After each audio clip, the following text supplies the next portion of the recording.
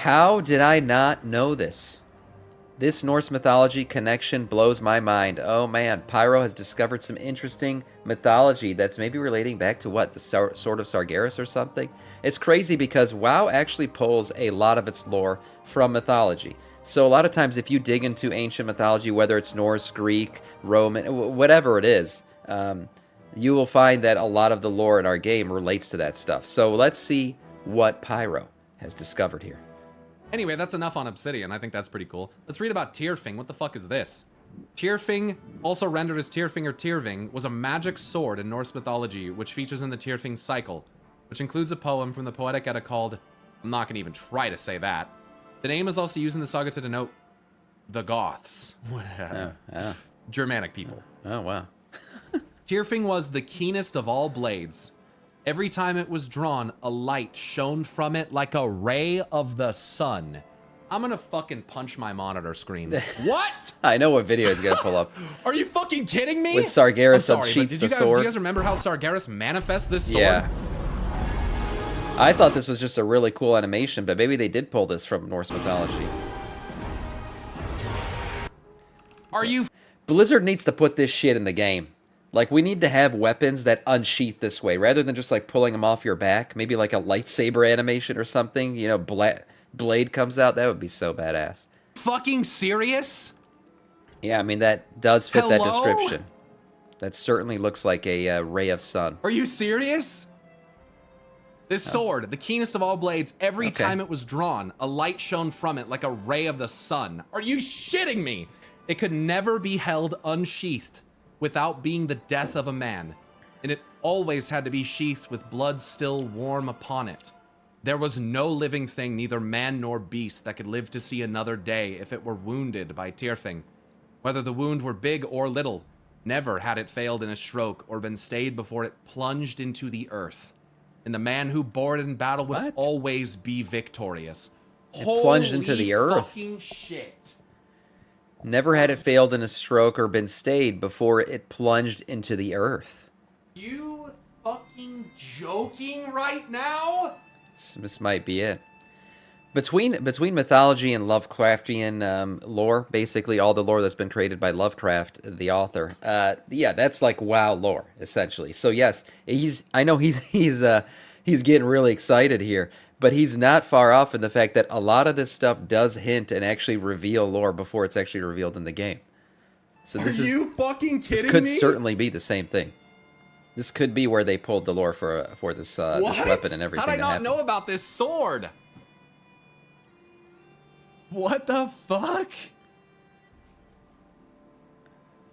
Certain stories seem to imply that Tyrfing is capable of deicide, the killing of a god, as shown when King Hadric recognizes the god Odin in a disguise and strikes at him. It literally is... It's a god killer. Known for being able to slay gods. Yeah. What weapon was this? If you guys have watched the Thor movie, was it a Thor movie? Yeah, it was. It was a Love and Thunder, I think. You know, remember where Christian Bale's character has a weapon capable of killing gods? I don't think it's this weapon. But like, there's a lot of that in mythology. Like, only specific weapons can kill gods. Now, is Azeroth a god? You know, maybe not in terms of like mythology's sake, but she's clearly a being of power, right? Like a deity style being. So a weapon that could kill something like that, yeah, makes sense that would be something that Sargeras carries around. What? Deicide is the killing or the killer of a god. The concept may be used for an act of killing a god, including a life, death, rebirth deity. Gorehal is not a god who is then killing killed and resurrected? Oh my god! Wait. What?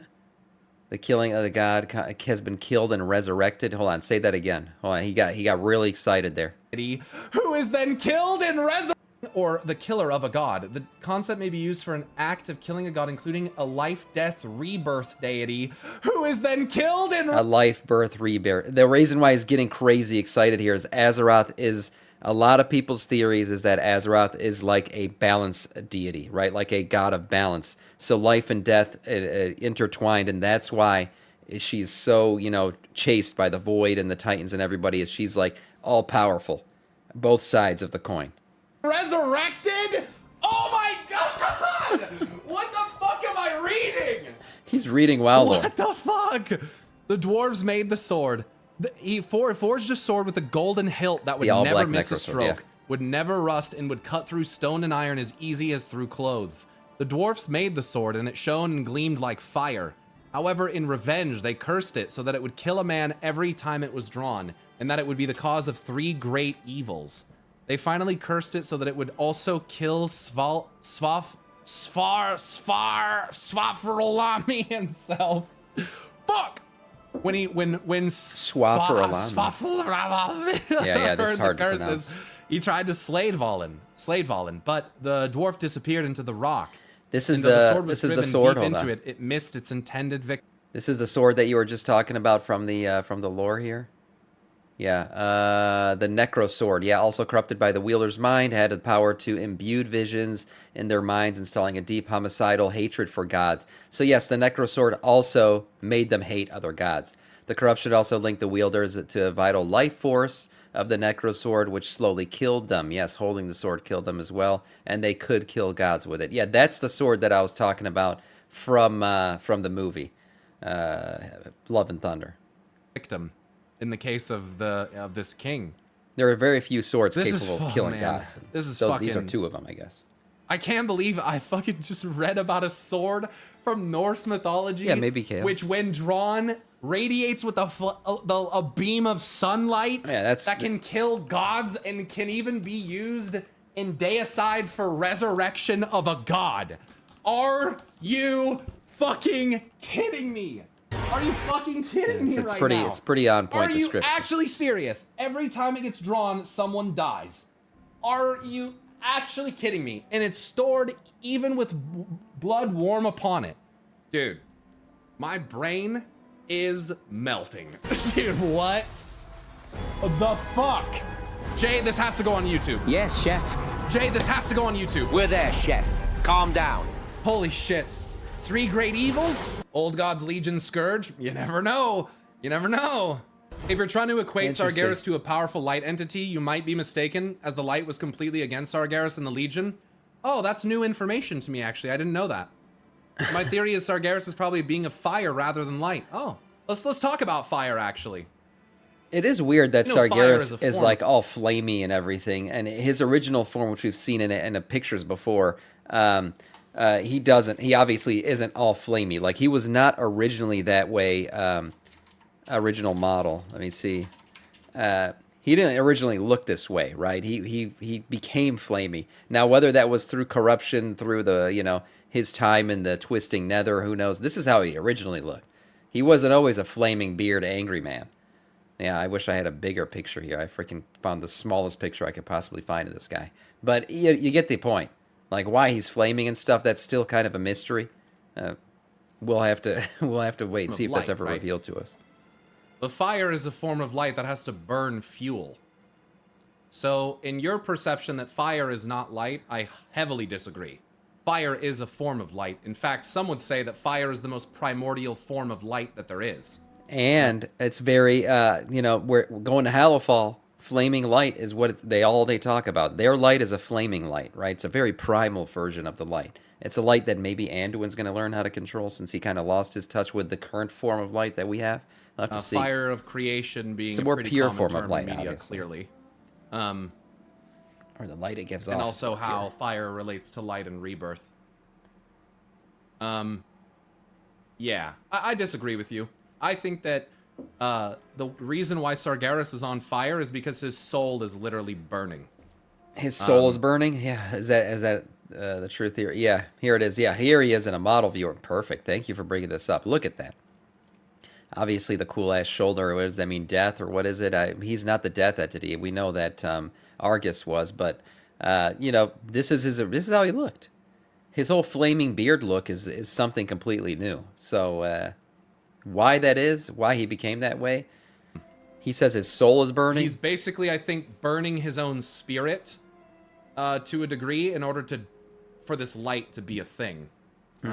Almost like scouring his own soul with fire, potentially. But again, for you to not look at this and clearly see that it generates light, And also the fact that when when Gul'dan opens the portal in the Nighthold to allow the power of Sargeras to come through, it is displayed in a vivid spectrum of light, actually.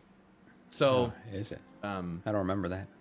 Your assertion that Sargeras has nothing to do with light is one that I will not agree with, which is okay. We don't all have to agree. But it does look very light. Pretty directly contradict what you're saying. I mean, look at the skull. There's literally light shooting out of his hands and the skull here, and his eyes. That Gul'dan's pretty clearly imbued with light fire right here.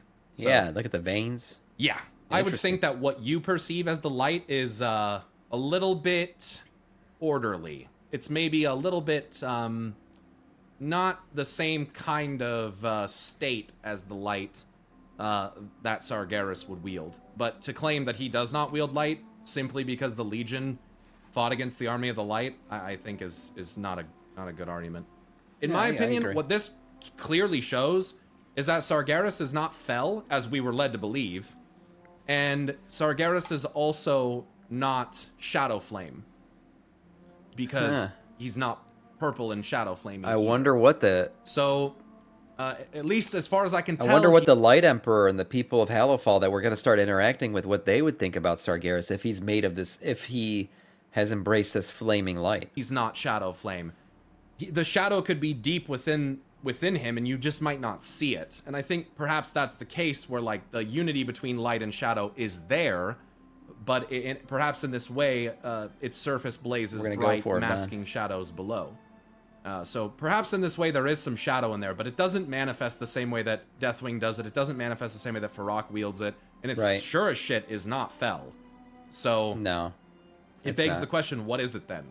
I think it's spirit and fire. It's a fire lit by the soul, and it's his burning radiance is the result of his soul literally being on fire. So is he gonna run out of soul to burn, or is he in this never-ending cycle of like regeneration and rebirth and death? Which is interesting to think, because that's kind of how people look at Azeroth, that she is both birth and death.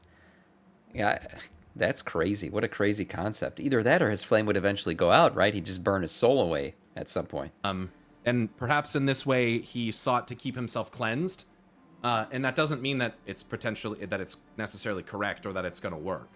But again, I think that this is kind of what like the Anduin story is starting to allude to a little bit, is the concept of like accepting that darkness that's within you and learning how to integrate it in positive ways rather than ignoring it and letting it swallow you because you're ignorant of it, or because you've been trying to deny it, right? So I think it's kind of that concept, personally.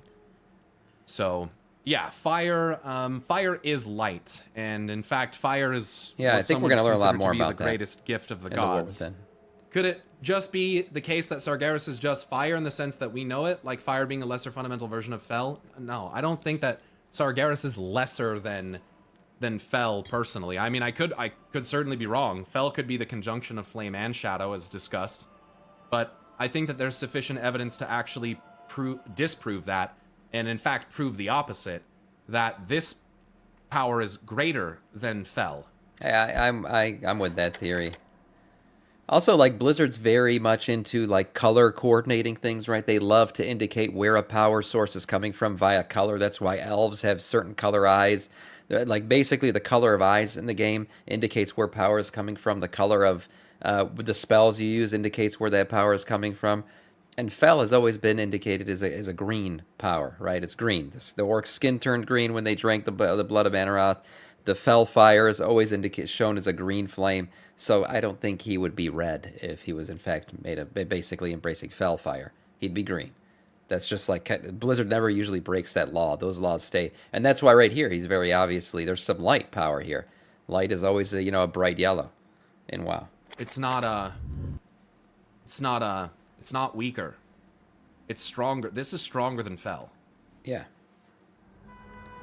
Yeah, very cool video. Like I said, like, you might think this is like completely off the walls insanity, but there is tons of proof in the game that they do base many characters and many lore events off of like Norse mythology, like I said, ancient mythologies, whether Greek or whatever it is, and like I said, Lovecraftian lore. That stuff always shows up in the game. That's basically where the entirety of the old gods lore comes from and everything. So very interesting stuff from Pyro. Nice video.